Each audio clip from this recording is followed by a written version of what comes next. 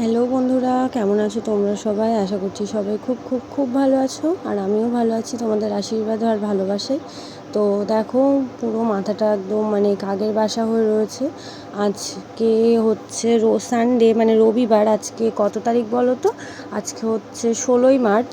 তো আজ কিছুদিন যাবৎ আমার একটা কিছু হওয়াতে, একটা শরীর খুব খারাপ থাকাতে আমি কোনো কাজ ঠিক মতো করতে পারছি না, আর মাথাটা তো আঁচড়াতেই পারছি না। মাথা আঁচড়েছিলাম, আমার মা আঁচড়ে দিয়েছিল মঙ্গলবার দিন। তো মঙ্গল, বুধ, বৃহস্পতি, শুক্র, শনি, রবি, আজকে 5 দিন যাবৎ আমি কোনো মাথা আঁচড়াতে পারিনি। অবশ্য যার মা নেই তার কেউ নেই, আর আমার মা থাকতেও আমার মা নেই।